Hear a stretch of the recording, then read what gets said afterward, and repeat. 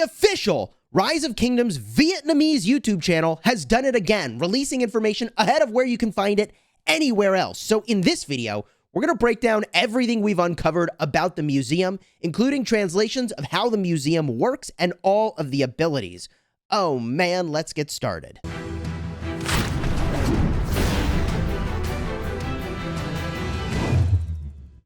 Hello my friends and welcome back. I'm Chisgule Gaming and this video has been sponsored by the makers of Rise of Kingdoms. And before we get started, I gotta give a huge shout out to Mr. Alpha, who did a bunch of translations for me, and also Cortex and Shumi sent me the list of buffs, which you can see on your screen. Oh man, the museum buffs the commanders that I was gonna say, like, I guess they're all pre-Season of Conquest in very meaningful ways. And even Isong, I mean, it's just hard to believe that a commander that is already one of the best in the game is still getting buffed. It's exciting for everybody who has Isong and Aethelflaed, and of course you should have commanders like that, because I've been saying you should be using them for a long time. So let's run through the list of all the buffs, and I'll move them through them pretty quickly, and then talk about how significant they are. In fact, let me just jump in game so we can show you these updates in line with the commanders themselves. By the way, before I get too into the video, it was just revealed on the official English Rise of Kingdoms channel that there will be quests to unlock different commanders. First of all, their exhibit, and then the relic, and that the cost of unlocking, I guess, an exhibit or the relics goes up as you unlock more and more of these. So you are going to want to prioritize which commander you do, and it looks like there's a series of quests here, similar to the Lucerne Scrolls, that are going to give you some of these items to go and actually do these upgrades. First up is Aethelflaed, she's been amazing already for a very long time, and I would argue is already meta with the Trajan Ethel combo. Saladin Ethel's really good, but giving her 15% more attack and 10% march speed is just amazing. Trajan is already very tanky, so to pair Ethel with Trajan, you get the 15% attack. She's hitting lots of targets with her AoE. It boosts her damage, which is amazing. And march speed is her downfall. She doesn't have it until now. 10% march speed also doesn't specify the troop type. The Trajan Ethel combo, I think, is really strong. Use your Herald somewhere else. Just use Trajan Ethel. This feels, I mean, I'll probably still use Trajan Herald, maybe, as like my starting pair, but as soon as I unlock more marches, maybe I switch it around. I don't know. It's giving us something to think about, and this buff is going to be amazing. Caesar is the next commander on our list here, and he's getting a healthy buff, but I don't think it will make him meta. All damage 10%. Wow. All damage boosts are disgusting. All damage 10% is the equivalent of Crystal Tech worth of damage boost. It's insane. And 10% march speed. Here's the thing. Julius Caesar was not meta, and I don't think that these changes are enough to make him meta. So we're going to try to figure that out, if it is enough of a boost to get him there, but I don't think that it is. I like the march speed boost because he had none, but I still feel like it's not enough for me to want to use him in the open field.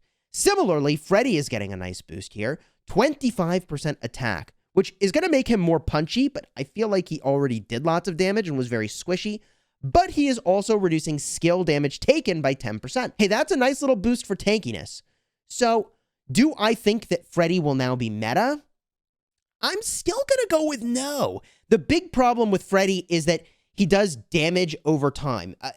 Every single turn, he is doing damage to the target. And he actually has to be connected with the target. It's not like he applies the damage over time to the enemy, and then it's sort of ticking, and even if they run away, they're taking damage. The opposite is true. A lot of people just run away from Freddy. So the fact that he isn't getting march speed here, which is what he really needed, I mean, he needed a lot. I think that instead of attack, if they'd given him a lot of march speed, like 15% march speed and 10% skill damage taken reduction, then I think we might be talking about how you could use Freddy. But as it stands, I don't think he is going to be a top tier commander moving forward. Now, the buff to Isong, and by the way, if you've been following my guides, like, I've been saying Max Isong and Alexander the Great since the beginning of time. Well, maybe not the beginning of time. At first, I didn't know how good Isong was, and then once the circle AoE became, like, apparent how good that is, okay. So then, giving him another 10% defense and 3% skill damage, he needed no buffs, and he's getting buffed. I mean, this really fulfills, in my eyes, the spirit of what the museum is trying to do, according to the developers, which is to make it so that players who are pre-Season of Conquest can battle effectively in Season of Conquest. That's a nice buff. Speaking of solid buffs, if we get a look at Double C, CC is picking up a cool 20% health and 200 damage factor, so his total damage factor will be 1,600. This is a very sizable boost to Double C. 20% health is massive. Health is the most important stat, and he didn't have health. He's got attack. He's reducing his own defense, which is really not amazing. So the fact that you're now getting an extra 20% health, I actually don't think that CC will be meta because he still only does single target damage, but he will be very usable. On the topic of commanders that were already very usable but not amazing in Season of Conquest, we've got Richard I, who is gaining only 10% march speed, which does sure up a weakness of his. He's freaking slow, man. And 3% counterattack is actually like really in line with his existing kit. I like this buff to him. It's not a ton of change to how he will operate, and it's definitely not enough to make him meta for Season of Conquest. So if you have him, it's a very, very nice pickup, and a lot of people get him pre-Season of Conquest and use him. So I am pretty happy for that buff, but I don't think it puts him into the meta. And similarly, Minamoto is actually getting a shockingly strong buff. But again, because he's doing single target damage, I'm not quite convinced this will be enough to make him meta. He is going to get 20% defense and 25% attack. Woohoo! Now, he already had a lot of attack. He already had 20% boost. But giving him another 25% attack and 20% defense, you realize this is like a full skill worth of additional punch onto Minamoto. Oh, okay. So I think that the defense is important. And I think the attack also is in line with the fact that he does a really ridiculous amount of single target damage. And unlike Freddy, where you have to be connected with the target to keep doing the damage, his damage over time, if you get the proc, will tick on that target even if they run away from you, which I think is solid. And they will have a harder time running away from you because he's already got a little bit of march speed, and Cav are already pretty freaking fast. So I like this buff, but even more terrifying is the buff to Charles. You know, Charles Herald was already like a meta open field march, legit. It's very good. Maybe not the best of the best, but Charles Herald is extremely good in the open field. And now giving Charles 25% attack and 5% extra health. Hello. Yes, that's like a whole nother skill worth of stats. 25% attack and 5% health is really good. Yes, Herald did not really need you to get more attack.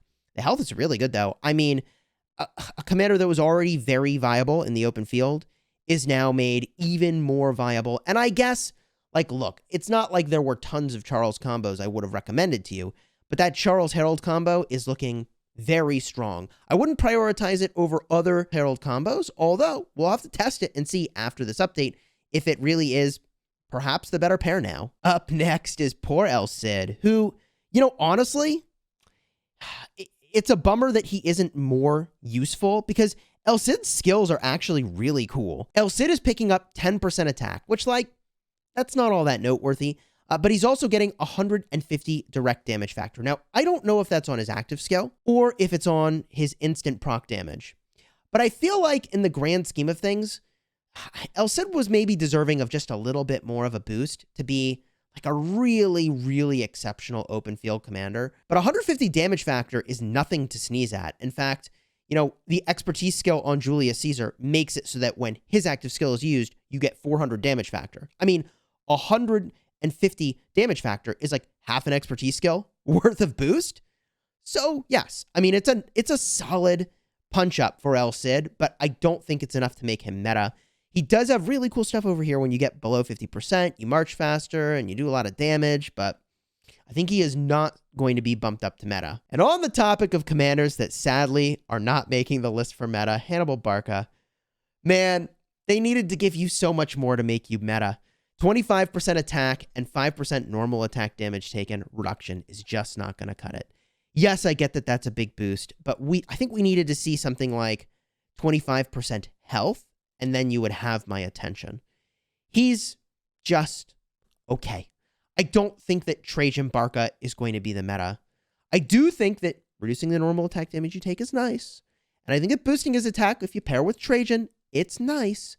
I just don't think that it's enough, unfortunately, to make you want to use that combo over other things. Now, if you are really, truly just like brand new to the Season of Conquest, it is possible that, like, I mean, Aethelflaed Barca as a combo, it's not great, but it sure is a lot better now than it was before. I don't know, man. Poor Barca didn't get enough of a buff. And I think that the next commander did get enough of a buff to be very much considered, although not as many people will have him maxed out, and that is going to be Mehmed. And Mehmed is getting a really solid buff. How much of a buff?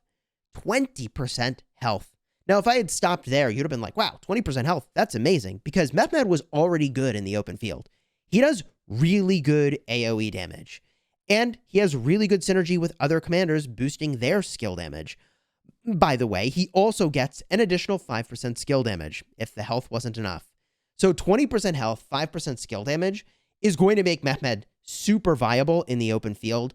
I don't think he'll be meta, though, because he's still just too squishy. He does not have any defensive capability whatsoever, and given the amount of troop capacity boosts you get in the Season of Conquest anyways, I don't love extra troops on a commander in that game mode. I mean, it's fine, but just not enough of a boost here to be meta.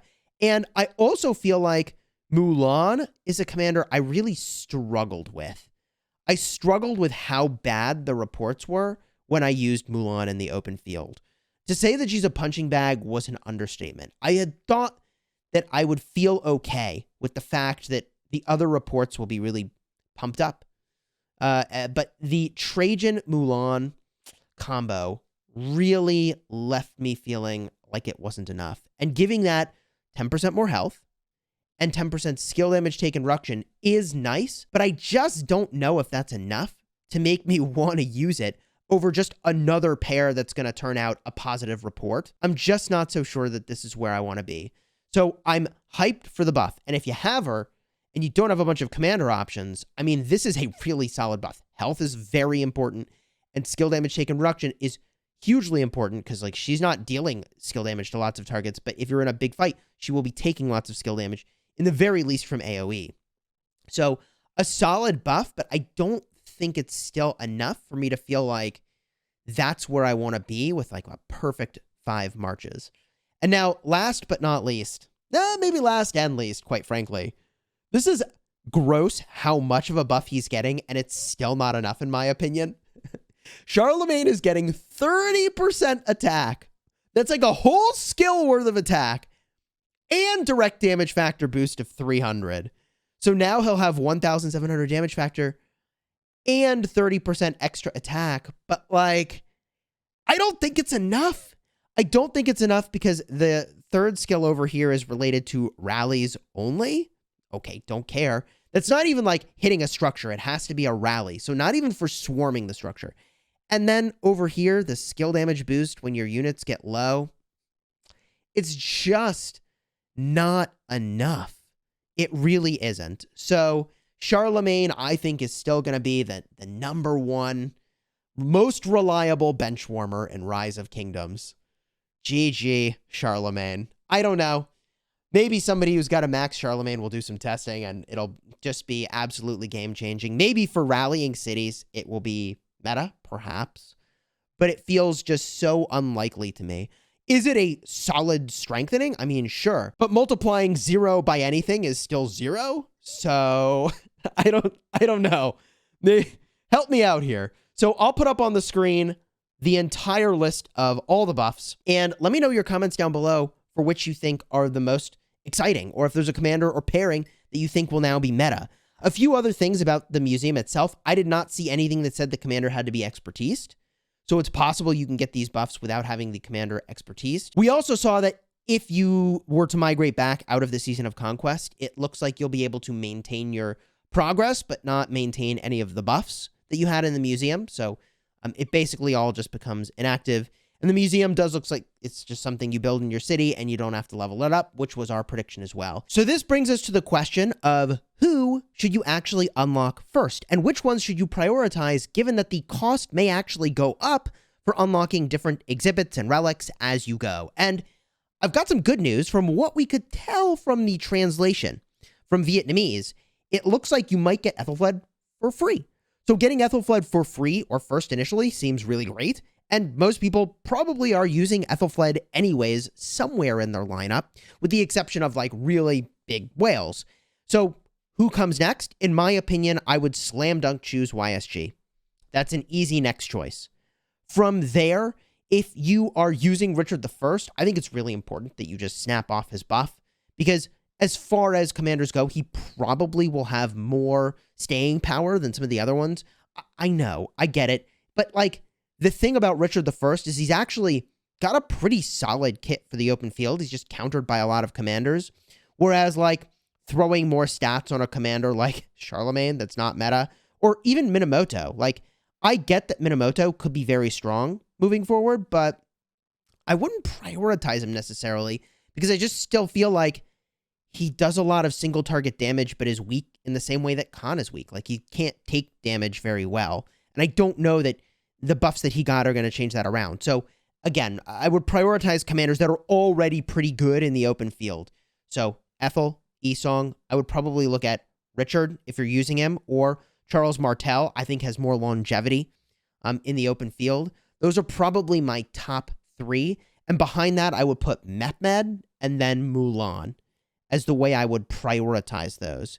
Again, that's if you have the commanders and you got to think about who you're actually using. But I think the commander I'm most likely to use, besides Ethel and Esong, in the open field might just be the Charles Martel for that, like, Charles Herald combo. But in general, I think I would prefer the commander that I pair with Charles to be one that brings more utility beyond just making the one march that I'm using good, which is what Charles does. If you want to compare the reality for how this all worked out, to my predictions, I'll have a card up in the top for my prediction video. I actually did pretty okay. Although I maybe should have gone in and guessed the specific buffs for each commander, but this is a really exciting change. A little bit later today, I'll be releasing a video with the skills for the 2 new commanders. So subscribe if you want to check that out. Throw a like on the video if you enjoyed this. And until next time, you have fun smashing your enemies.